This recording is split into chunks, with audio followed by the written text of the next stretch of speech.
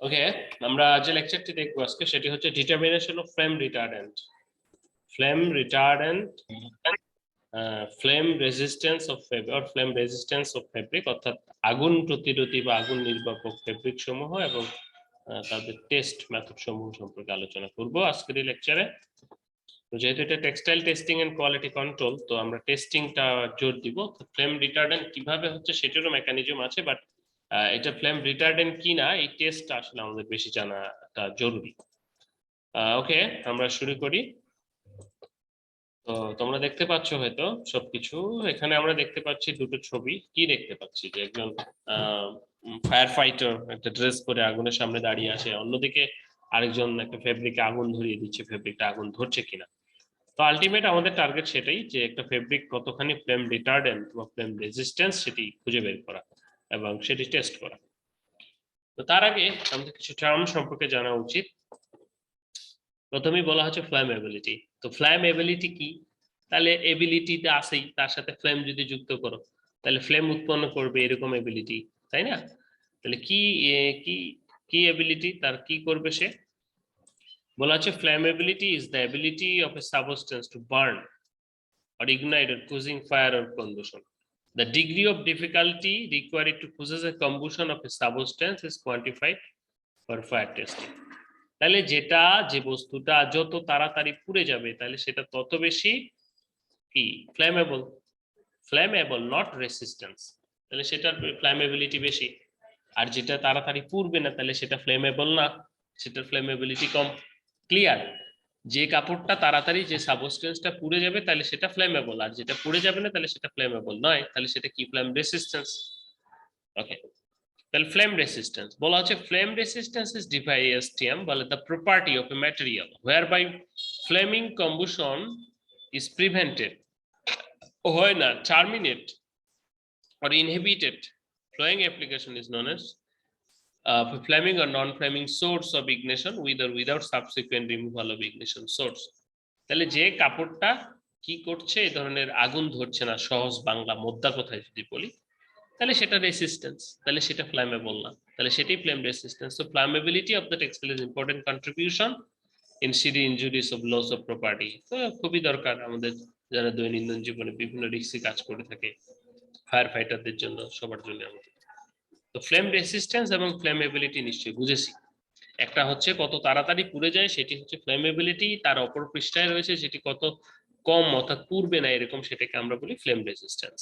তো আরো কিছু সংজ্ঞা এখানে রয়েছে। ফ্লেমেবল তো আমরা জানি, ফ্লেম প্রুফ আর ফ্লেম রেজিস্ট্যান্সের ভিতরে কিছুটা পার্থক্য আছে। ফ্লেম রেজিস্ট্যান্সের পার্থক্যটা হচ্ছে যে এটা পুড়বে কিন্তু একটু দেরিতে পুড়বে, একটু সময় লাগবে, মানে হঠাৎ করে পুড়ে যাবে না। Time second necessary to the propagation of the particle tensive speech আমরা দেখবো। আর ফ্লেম প্রুফ হচ্ছে যে এটা পুড়বে না, সেরকমটাকে আমরা ফ্লেম প্রুফ বলি। এরকম ফ্লেম প্রুফ ম্যাটেরিয়াল, স্টিল বা এগুলো যেগুলো রয়েছে পুড়বে না এরকম। ওকে, তাহলে ফ্লেম রেজিস্ট্যান্স এবং ফ্লেম প্রুফ কিন্তু দুটো ভিন্ন জিনিস। Okay, flame resistance whose flame resistance is high above, অর্থাৎ রেজিস্ট্যান্স তো বললাম। Inherently flame proof material, inherently flame proof material, inherently flame proof material আমরা কাকে বলছি? অর্থাৎ যে সমস্ত ম্যাটেরিয়াল গুলো জন্ম থেকে, ইনহেরেন্ট শব্দের অর্থ হচ্ছে শুরু থেকেই বা জন্ম থেকেই একই রকম, অর্থাৎ ফ্লেম প্রুফ, সেই সমস্ত ম্যাটেরিয়াল গুলোকে আমরা বলে থাকি সাধারণত ইনহেরেন্টলি ফ্লেম প্রুফ ম্যাটেরিয়াল। যেমন হচ্ছে উলের ক্ষেত্রে কিন্তু আমরা এ ধরনের ইয়েটা সাধারণত দেখে থাকি যে তারা সেই উল কিন্তু ইয়ে করে থাকেন, অর্থাৎ flame proof connect natural fibre গুলোর ভিতরে। ডাবল কি ডিউরেবিলিটি ফ্লেম প্রুফ ম্যাটেরিয়াল। তো এমন দেখা যায় যে অনেক সময় আমরা ফ্লেম প্রুফ বানানোর জন্য আমাদের ফেব্রিকটাকে নানা প্রকার ফিনিশ দিয়ে থাকি। তো এই ফিনিশ যখন দিয়ে থাকি, মনে করো কোটিং দিয়ে থাকি বা এই ধরনের নানা কিছু দিয়ে থাকি, এইটা কতখানি ডিউরেবল বা কতদিন পর্যন্ত থাকতে পারে সেটাকে আমরা ডিউরেবিলিটি বলি, আর durability of the flame proof material বলে থাকি। অর্থাৎ কত ওয়াশ পর্যন্ত থাকবে, আমরা তো ওয়াশ কথা বলি, আমরা যখন ধোবো অর্থাৎ কত ধোয়া পর্যন্ত এই যে ম্যাটেরিয়ালটা কাজ করবে, আগুন ধরবে না, আগুন প্রতিরোধ করবে, এটাকে আমরা বলছি। ঠিক আছে? যেটাকে আমরা durability of the flame proof material বলছি। নাও দ্য সেকেন্ড পোর্শন ইজ, পোর্শনটুকু যদি আমরা দেখি যে temporarily flame proof material. Temporary flame proof material বলতে যেটা বোঝাচ্ছে যে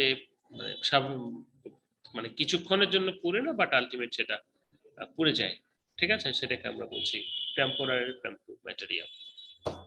factors affecting the flame resistance, তো ফ্লেম রেজিস্ট্যান্স এর জন্য আমাদের তো কি কি ফ্যাক্টর আসলে এখানে প্রভাবিত করতে পারে সেটা একটু আমরা দেখি।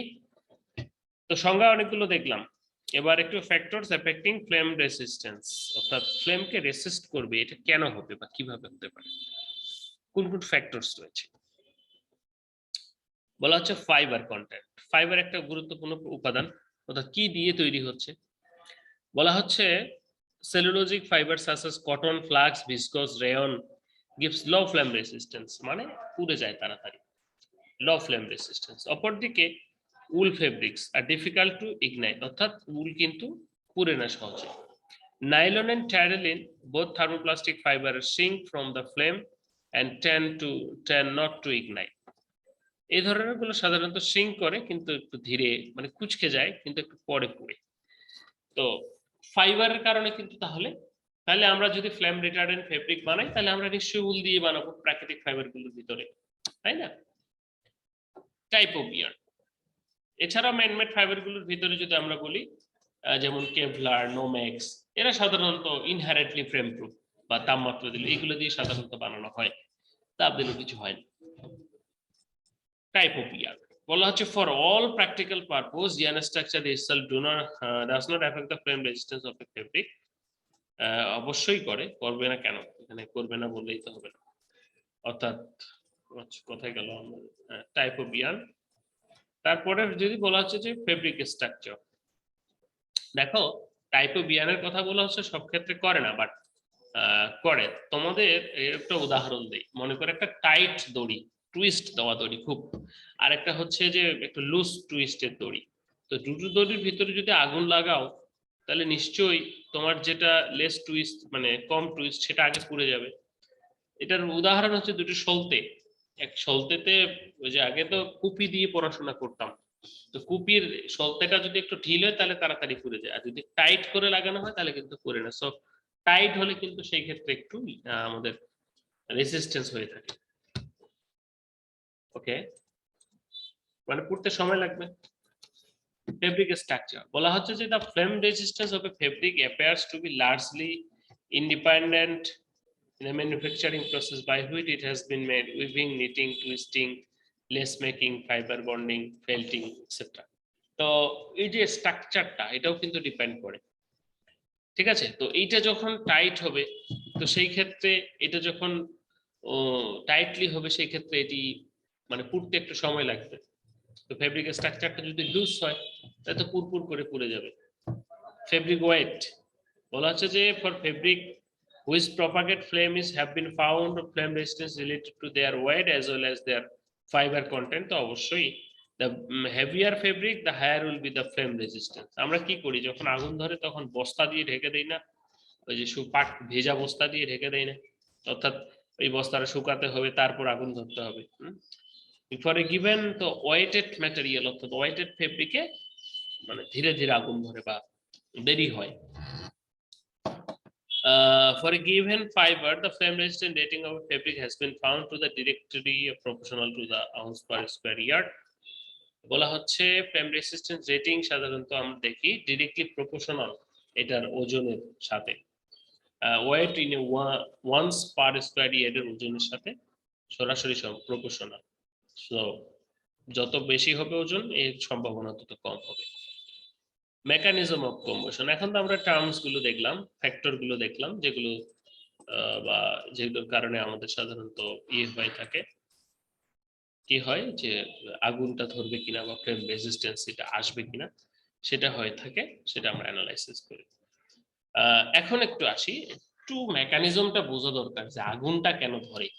আগুনটাকে যদি কোনো কারণে আমরা আটকাতে পারি তাহলেই কিন্তু আমাদের এটি করবে না, অর্থাৎ কি করবে না, আগুনটা ধরবে না, মানে আগুনটা বাধাগ্রস্ত হবে, হিন্ডারিং করলেই তো হলো। তো এখানে যে কয়টা সাবস্টেন্স রয়েছে সেটি হচ্ছে যে হিট, অক্সিজেন এবং সুইটেবল ফুয়েল। এই কয়েকটার কারণে সাধারণত আমাদের কম্বুশন বা আগুন প্রজ্বলনের যে প্রক্রিয়াটা সেটি হয়ে থাকে। কিরকম ভাবে এখানে একটা ছবি আমরা দেখতে পাচ্ছি যে যখন হিট দেওয়া হচ্ছে ফাইবারে হিট দিলে সেটি উত্তপ্ত হচ্ছে, আরো হিট দিলে সেটি পাইরোলাইসিস কন্ডিশনে চলে যাচ্ছে, অর্থাৎ ড্যামেজ হচ্ছে তার কিছু। সে কি কি উৎপন্ন করছে হিটের ফলে, ড্যামেজ হওয়ার ফলে? নন ফ্ল্যামেবল গ্যাস, যেটা ফ্ল্যামেবল না, আগুন ধরবে না, চার উৎপন্ন করছে, এন্ড লিকুইড কন্ডেনসেস উৎপন্ন করছে। এই লিকুইড কন্ডেনসেসের ভিতরে কিন্তু ফ্ল্যামেবল গ্যাস সমূহ রয়েছে। এটাকে যখন পাইরোলাইসিস আরো তাপ দেওয়া হচ্ছে, অর্থাৎ এটি কি করছে, পাইরোলাইসিস টেম্পারেচার ছাড়িয়ে যাচ্ছে, বাতাসের অক্সিজেন থাকছে, এবং এই যে এখানে লিকুইড গ্যাসটা উৎপন্ন করলো, ফ্ল্যামেবল গ্যাস সমূহ উৎপন্ন করলো, এই ফ্ল্যামেবল গ্যাস এবং টেম্পারেচারের কারণে সে কিন্তু এখানে কম্বুশন ঘটাচ্ছে, এবং কম্বুশন ঘটাচ্ছে ফ্ল্যামেবল গ্যাস এবং লিকুইড, মানে ফ্ল্যামেবল গ্যাস এবং অক্সিজেন, সাথে তো হিট আছেই, ফলে তিনটার কম্বিনেশনে টিসি অতিক্রম করে সে কম্বিনেশনে চলে যাচ্ছে। সে যখন পুড়ে যাচ্ছে তখন কি উৎপন্ন হচ্ছে, লাইট উৎপন্ন হচ্ছে। সে যখন পুড়ে যাচ্ছে তখন কি লাইট উৎপন্ন হচ্ছে, এবং নন ফ্ল্যামেবল গ্যাস উৎপন্ন হচ্ছে, এবং হিট উৎপন্ন হচ্ছে। এই হিট আবার নতুন করে কোনো ফাইবারকে বা কোনো ম্যাটেরিয়ালকে হিট দিচ্ছে। তার মানে কি, আমরা যদি বলি না যে একবার আগুন ধরাইলে সে আগুন চলতেই থাকে, কিভাবে? মানে প্রথমে তো আগুন ধরায় হিট দিলাম, হিট দিয়ে পাইরোলাইসিস হলো, সেখান থেকে ফ্লামেবল, নন ফ্লামেবল গ্যাস হলো, সেই চার থাকলো, সেখানেই আবার মানে সেই ফ্লামেবল গ্যাস সমূহ এবং অক্সিজেন যুক্ত হয়ে কম্বুশন ঘটাচ্ছে, সেই হিট আবার সেই কাঁচা যেগুলো আছে অর্থাৎ অন্যান্য মেটাল, সেগুলা সেই হিটে উত্তপ্ত হচ্ছে, তারাও আবার এরকম পাইরোলাইসিস হচ্ছে, হয়ে কম্বুশনে চলে যাচ্ছে। তো এটা হচ্ছে প্রসেস। এখন এখান থেকে যদি আমরা যে কোনো একটা সাবস্টেন্সকে সরাতে পারি বা যে কোনো একটা ইয়েকে বন্ধ করতে পারি, তাহলে তো, অর্থাৎ এইটা কম্বুশন প্রক্রিয়াটা প্রলং যদি করতে পারি তাহলেই তো হলো। মানে আগুন ধরতে তো সময় লাগবে এখান থেকে ওই পর্যন্ত যেতে, তো এইখানে যদি কোনো একটা মিস করে দেওয়া হয়, গায়েব করে দেওয়া হয় বা এই ধরনের কি করা হয়, তাহলে কিন্তু আগুনটা কিন্তু ধরবে না। এখন চলো একটু লিটারেচার পড়ে আসি। আমরা আজকে এটা দিয়ে শেষ করবো, যদিও আমাদের সময় শেষের দিকে, আর অল্প একটু সময় আছে। বলা হচ্ছে when heat is applied, the fiber temperature increases until the pyrolysis temperature. Pyrolysis temperature বুঝি তো আবার নাকি? টিপি, আমরা টিজি, টিএম, টিপি, টিসি এগুলো পড়ছি তো। ওকে, টিপি ইজ ফিক্সড। টেম্পারেচার দিলে টিপি হবে। তো পাইরোলাইসিস টেম্পারেচারে সাধারণত কেমিক্যাল ডিগ্রেডেশন ঘটে। At the temperature the fiber undergo irreversible chemical change, মানে সেটা আর কখনো রিভার্স করবে না, producing non-flammable gas, carbon dioxide এগুলো, and the higher oxidize of nitrogen and sulfur. Carbonous char, liquid condenses and flammable gases, monoxide, hydroxide and many oxidable organic molecules উৎপন্ন করে। এই যে oxidable organic molecule গুলো থাকলো, flammable gas সমূহ থাকলো, as the temperature continue আরো উঠানো হয়, the chars are also profiles producing more non-flammable gas, ওই যে চারটা রয়ে গেল সেটা আরো non-flammable gas উৎপন্ন করলো, and flammable gases eventually the combustion temperature TC is achieved, এবং আরো টেম্পারেচার TC তে চলে যায়। At this point the flammable gas combined with the oxygen in the process called combustion, and which a series of gas phase radical reaction। তো এখানে সাধারণত একটা free radical reaction হয়ে থাকে। The reaction are highly exothermic, মানে তাপ উৎপন্ন করে, and produce large amount of heat and light. The heat generated the combustion process provides the additional thermal energy needed to continue the pyrolysis of the fiber, thereby the supplying one more flammable gas for the combustion and deprecating the reaction. The burning behavior of the textile is determined by the speed or rate or heat release on the amount of this heat. তাহলে ultimate ঘটনা কি হলো? সহজ করে যদি বলি, মনে করে একটা ফাইবারের নিচে তাপ দিচ্ছি, তাহলে তাপ দিতে দিতে সেটা তার টিপিতে পৌঁছাবে। টিপিতে সে যদি পৌঁছায় তাহলে সেখানে কার্বনাস চার উৎপন্ন হবে, নন ফ্লামেবল গ্যাস উৎপন্ন হবে, ফ্লামেবল গ্যাস উৎপন্ন হবে। আরো যদি তাপ দেওয়া হয় তাহলে ফ্লামেবল গ্যাসগুলো থাকলো, সেখানকার যে চারটা সেটা আরো উত্তপ্ত হলো, উত্তপ্ত হয়ে সে টিসিতে পৌঁছে গেল। তাহলে এর সাথে কি থাকলো, ফ্লামেবল গ্যাস থাকলো, এই পাশে বাতাসের অক্সিজেন থাকলো, সেই বাতাসের অক্সিজেন এবং ফ্লামেবল গ্যাস যুক্ত হয়ে ভক করে আগুন ধরে গেল। আগুন ধরলে কি উৎপন্ন হলো, উপরে লাইট উৎপন্ন হলো, হিট উৎপন্ন হলো। তারপরে এই হিটটা আবার এই তার সারাউন্ডিংসে যে জিনিসগুলো রয়েছে সেগুলোর সাথে আবার সে যুক্ত হয়ে কি আগুনটা ধরালো। তো এই হচ্ছে আমাদের কম্বুশন প্রসেস। তো এখন আমাদের যদি পর্যাপ্ত হিটটা সেই পর্যন্ত না পৌঁছায় অথবা অক্সিজেনটা না পায় অথবা এরকম যদি কিছু একটা হয়, তাহলে কিন্তু আমাদের এই কম্বুশনটা বাধাগ্রস্ত হয়, আগুনটা কিন্তু ধরে না বা ডিলে হয়ে থাকে। তো এই ছিল আমাদের যে মেকানিজম অফ কম্বুশন অফ ফায়ার, অর্থাৎ কম্বুশনটা কিভাবে হচ্ছে সেটি। তো রেট অফ বার্নিং দিয়ে আজকে আমরা শেষ করবো। আমাদের বিভিন্ন প্রকার ফাইবার রয়েছে যাদের বার্নিং রেটটা আমরা দেখবো, যেমন সিল্কের high burning rate increase by the dyes and other additive যোগ করলে আরো বেড়ে যায়। Cotton linen high burning rate can be avoid by application of flame retardant chemical additive দিলে কমে। নাইলন পলিস্টার অ্যাক্রাইলিক এটা সাধারণত স্লো ইগনাইট হয়, কুচকে যায়, সার্ভ মেল্টিং অফ পার্টস। উল সাধারণত কম্পারেটিভ ফ্লেম রিটার্ডেন্ট। এছাড়াও গ্লাস, নোমেক্স, কেভলার এই ফাইবার গুলো সাধারণত আমরা কি বলবো, মানে অর্থাৎ এরা হচ্ছে জন্ম থেকেই শক্ত বা জন্ম থেকেই ফ্লেম রিটার্ডেন্ট। তো টেস্ট মেথড আমরা আগামীকাল পড়বো। আজকে সবাইকে ধন্যবাদ আজকে ক্লাসে থাকার জন্য।